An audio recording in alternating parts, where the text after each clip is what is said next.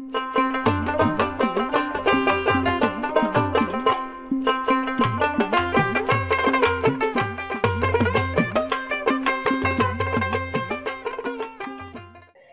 এমন একটা জায়গা, এক পাশে মানুষ কাঁদে আর এক পাশে মানুষ হাসে। এটা এমন একটা জায়গা যেখানে প্রিয়জনের বেদনা ফুটে ওঠে, আবার অন্যদিকে প্রিয়জনের মুখের হাসিতে ফুল ফুটে ওঠে। প্রিয় দর্শক, ঢাকা বলে কথা, যাইতেও কাটে আসতেও কাটে, তার নাম হলো ঢাকা। পানি কিনে খাবেন টাকা লাগবে, পোশাক পরতে যাবেন টাকা লাগবে।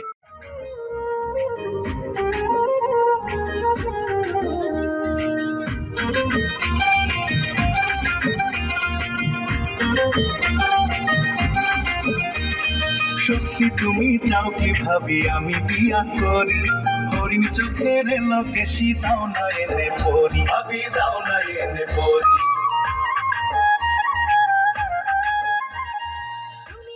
আজকে আমাদের গন্তব্যস্থল হযরত শাহজালাল আন্তর্জাতিক বিমানবন্দর, ঢাকা। প্রিয় দর্শক, দেখতে চলেছি ঢাকার দৃশ্য, সেই সাথে আন্তর্জাতিক বিমানবন্দরের সমস্ত ভিডিও ফুটেজ। আজকের সফর সঙ্গী হিসেবে রয়েছে আমার ছেলে তাহমিদ, পরিবার, অনেক আত্মীয় স্বজন। আর যাইতে যাইতে আমরা রাতের দৃশ্যগুলো দেখব। বিশেষ করে ঢাকা টু খুলনার যে হাইওয়ে রয়েছে সেটা, ফরিদপুর জেলার ভাঙার দৃশ্য, পদ্মা সেতুর দৃশ্য, ঢাকার রাতের নিরিবিলি শহর। হয়ে বসে আছি শূন্যেরই খেলায় অবিধি।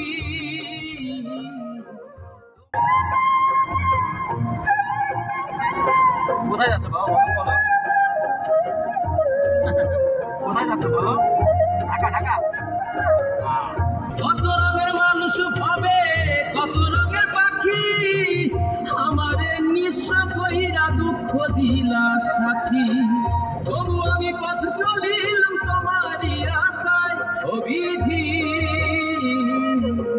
তোমার কি দয়া মায়া না?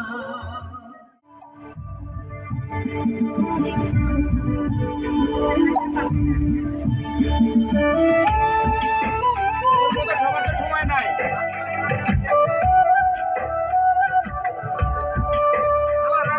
ঘুমটা খুলে তুলে দেখেছিলাম সায়া গো, দেখেছিলাম সায়া। সুখের বদলে দুঃখ সাগরে ভাসে, বিরিতি করে জানা সুখের আছে, সুখের বদলে দুঃখ সাগরে ভাসে। ওটা তোমার নিবে, তোমায় দিবে না, দিবে না গো, বিরিতে শান্তি মেলে না, জগতের বিরিতে ভালো না। ঢাকার উত্তরা এলাকায় অবস্থিত এই বিমানবন্দরটি 1980 সালে আনুষ্ঠানিকভাবে যাত্রা শুরু করে।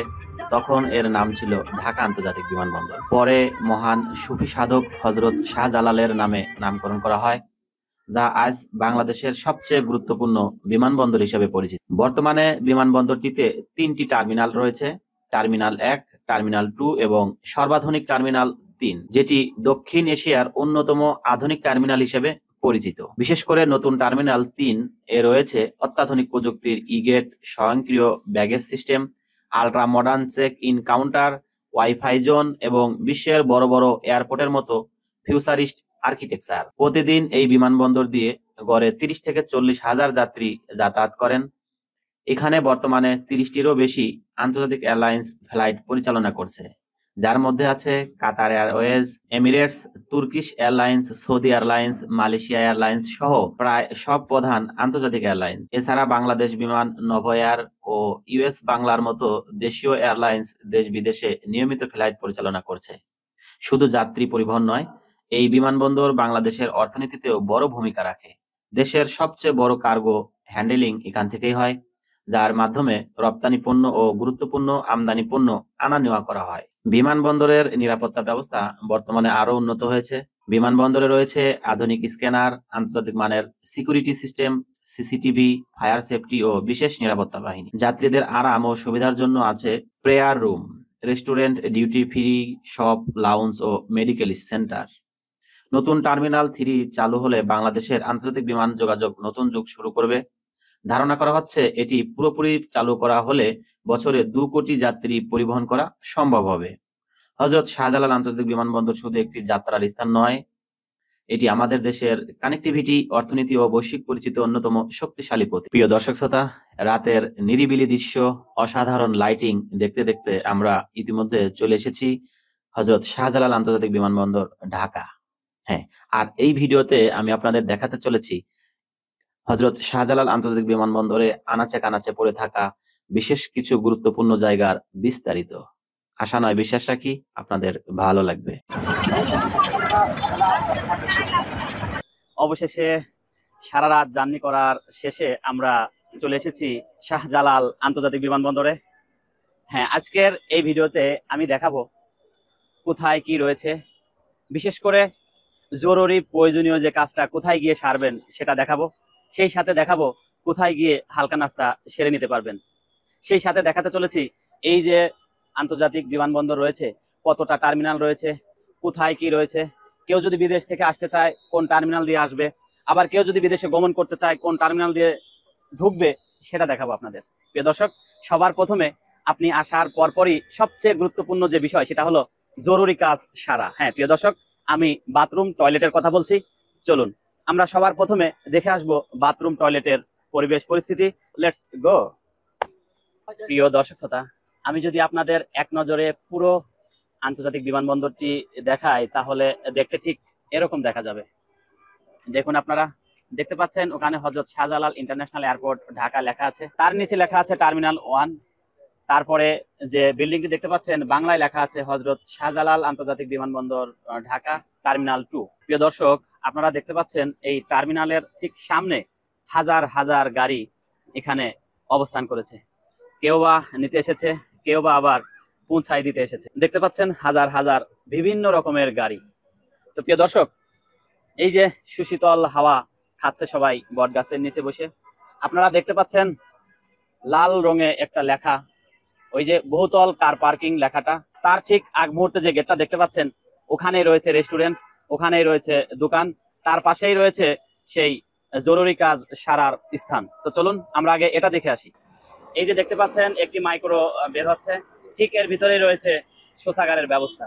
আমি যদি আপনাদের একটু দেখিয়ে দিই, আপনারা সবার প্রথমে যে টার্মিনালে ঢুকবেন সেই টার্মিনালে ঢোকার ঠিক হাতের ডান সাইডেই বহুতল বিশিষ্ট এমন একটি বিল্ডিং পাবেন, আর এই বিল্ডিং এ রয়েছে শৌচাগার, ফাস্টফুড কর্নার।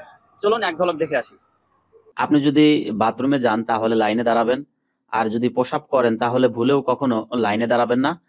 চারপাশেই ওইখানে ওই কি বলে দাঁড়িয়ে প্রসাব করে, ওটা আমার নাম জানা নেই। কেউ যদি নাম জেনে থাকেন অবশ্যই কমেন্টে উল্লেখ করবেন। আমি একটি ভুল করেছিলাম, সেটা এই লাইনে দাঁড়িয়েছিলাম দীর্ঘক্ষণ। তারপরে আমি বললাম, ভাই আমি তো প্রসাব করবো, আমি কি এখানে লাইনে দাঁড়াবো? তারা সবাই বলে, না ভাই আপনি লাইনে কেন দাঁড়াইছেন, ওই যে পাশে প্রসাব করুন। আমার মতো আপনারা কেউ ভুল করবেন না। ঠিক এইখানে আপনারা পেয়ে যাবেন ফাস্টফুড কর্নার, যেখানে রয়েছে মুখরোচক খাবার থেকে শুরু করে ছোট্ট ছোট্ট ছেলে মেয়েদের চকলেট। এয়ারপোর্টের একমাত্রই দোকান যেখানে সবাই এসে কেনাকাটা করে এবং সকালের যে পেটটা ভর্তি এখানে করে থাকে। প্রিয় দর্শক শ্রোতা, ওই যে দেখতে পাচ্ছেন পাবলিক টয়লেট, এপাশে মা বোনেরা ঢুকে, আর তার সামনেই ভাই অথবা বাবারা, চাচারা ওখানে তাদের প্রয়োজনীয় কাজ সারতে পারে। এটি একটি যাত্রী ছাউনি, যেখানে সবাই বসে বিশ্রাম নেয়, সেই সাথে কিছু কেনাকাটা করে, পরিবার পরিজনদেরকে খাইয়ে থাকে। এবং এই যে দেখুন হাজার হাজার গাড়ি এখানে অবস্থান করছে, হয়তোবা কাউকে নিতে এসেছে, হয়তোবা আবার কাউকে পৌঁছায় দিতে এসেছে। ভাই কোথা থেকে আসলেন? কুয়েত থেকে 5 মাস পরে। 5 মাস পরে? হ্যাঁ। তার মানে বেশি দিন হয়নি। না না, আছে মোটামুটি ভালোই, আগের থেকে উন্নত হয় নাই। আরো আপগ্রেড হওয়ার দরকার। অন্যান্য দেশের হ্যাঁ, দেশের থেকে অনেক আপগ্রেড হওয়া দরকার। আপনাদের যে ফাস্টফুড কর্নার দেখালাম, সেই সাথে শৌচাগার দেখালাম, তার পাশেই রয়েছে মসজিদ। নান্দনিকতার ছোঁয়ায় ফুটিয়ে তুলে ধরা হয়েছে এই মসজিদটি। আমি যদি আপনাদের একটু দূর থেকে দেখাই তাহলে আপনারা দেখতে পাবেন এই মসজিদটির সৌন্দর্য। আপনারা এখানে এসে নামাজ আদায় করতে পারবেন।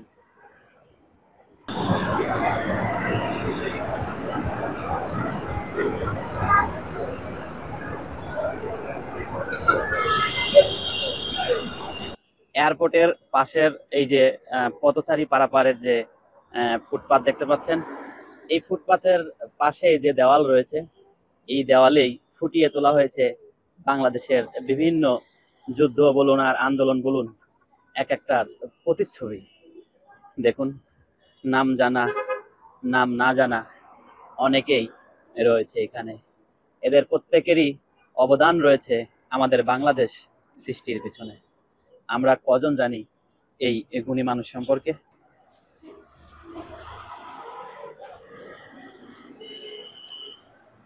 কোথা থেকে আসলেন ভাই? এই কাতার থেকে 2 বছর 1 মাস। কে কে রিসিভ করতে আসছে?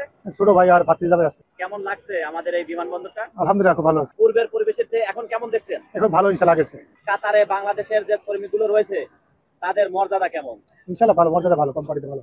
আমার একটি বিষয় জানার খুব ইচ্ছা হলো, এই প্রতিচ্ছবিগুলোর পিছনে বা নিচে যদি প্রত্যেকটা প্রতিচ্ছবি নিয়ে বিশদ আলোচনা করা হতো কিংবা কিছু লিখে দেওয়া হতো, হয়তোবা আমাদের কাছে সুস্পষ্ট ধারণা আসতো।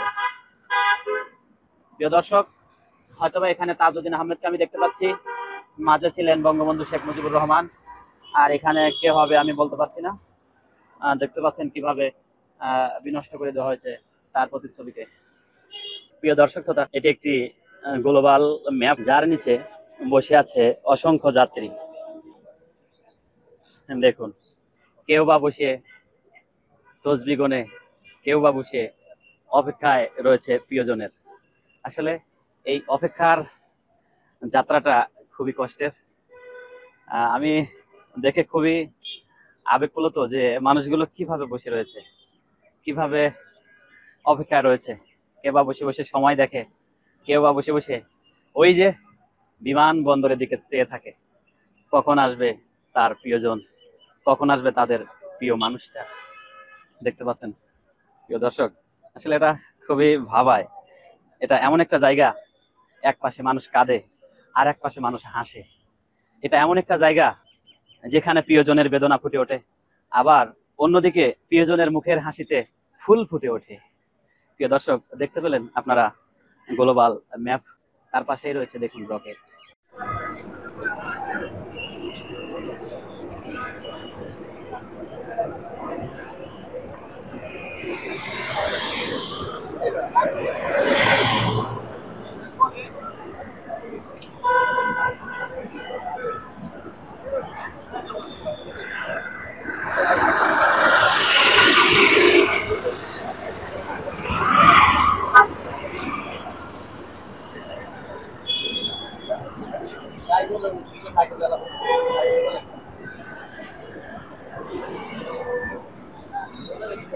আমি যাত্রী উড়ে দিতে এসেছি। আচ্ছা, কাকে ওরা দিতে আসছেন? এটা আমার বারা। বারা? জি। বারা মানে কি? বারা মানে বারা আর ভাইরা। ওটাকে তো আমরা বলি ভাইরা। আর আপনারা আপনাদের ভাষায় কি বলেন? আমরা বলি বারা। আপনারা বলেন বারা। বারা। কোন দেশের ভাষা ভাই এটা? ফেনীর ভাষা ভাইয়া। ফেনী, নোয়াখালী? জি। আচ্ছা ভাই, ধন্যবাদ আপনাকে। ফুলের দাম দর জানবো সর্বশেষ। আমার বাজেট এবং পছন্দের সাথে যদি সামঞ্জস্য হয়, ইনশাল্লাহ এক তোড়া ফুল কিনবো। তো ভাই ভালো আছেন? হ্যাঁ ইনশাল্লাহ ভালো আছি, আপনি ভালো আছেন? আলহামদুলিল্লাহ। আপনি আমার জন্য এক তোড়া ফুল দিবেন এবং আমি যেটা পছন্দ করব সর্বনিম্ন রেটে, আমি এটার দাম একটু জানতে চাচ্ছি। এগুলো তো আমরা 600 টাকায় বিক্রি করি, 500 টাকা রাখতে পারবো। 500 টাকা নিচে বলেন? না, এর থেকে আর কমে হবে। আমরা আপনাকে এখানে পাইকারি দিই 500 টাকা, সেই রেটটাই বলে। 500 টাকা ভাই হিসাবে একটু কমে রাখা যাবে না? এটা এই যে পাশে এখন একটু আগেও বেচছি একটা 650 টাকা, আপনি ভাই হিসাবে 500 টাকা চাইছি। প্রিয় দর্শক, ভাই হিসেবে সে আমাকে 500 টাকায় দেবে। তো যাই হোক, আমি একটু যাচাই বাছাই করে দেখে শুনে বুঝে যেটা পছন্দ হয় নেবো ইনশাআল্লাহ। তো কোনটা দিবেন আমাকে বলেন তো একটু? এখানে নিতে পারেন ওই যে আজকে বানানো কোনো কিছু। আচ্ছা, ওইটা নিয়ে আসেন তো একটু দেখি। প্রিয় দর্শক, এই তিনটার মধ্যে যেটা নেব সেটার একই দাম। আচ্ছা, তোমার কোনটা পছন্দ হয়? এটা? প্রিয় দর্শক, আপনাদের ভাবি এটাই পছন্দ করেছে, আমি এটাই নেব ইনশাল্লাহ। প্রিয় দর্শক, ঢাকা বলে কথা, যাইতেও কাটে আসতেও কাটে, তার নাম হলো ঢাকা। পানি কিনে খাবেন টাকা লাগবে, পোশাক করতে যাবেন টাকা লাগবে, দাম দর করবেন তবুও কমবে না। আসলে বলার মতো কিছুই খুঁজে পাচ্ছে না, কি বলবে।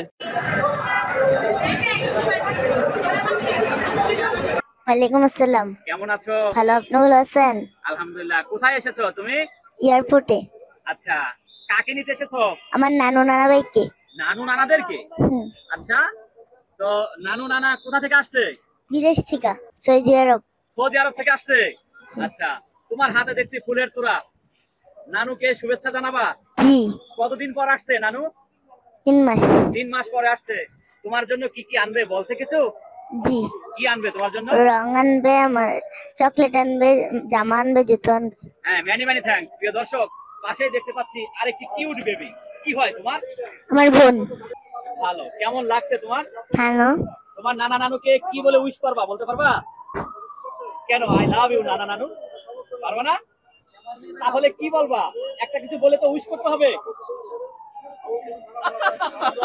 ওই যে দেখতে পাচ্ছেন অনেকেই তার ব্যাগেজ গুলো কারের মধ্যে ঢুকাচ্ছে।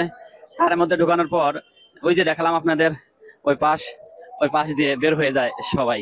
প্রিয় দর্শক, সামনে এক আপু আসছে। আপু, এই যে এত সুন্দর একটা ফুলের তোড়া সে নিয়ে যাচ্ছে। এক আপু হয়তোবা তার প্রিয়জনকে জানাবে কিছু।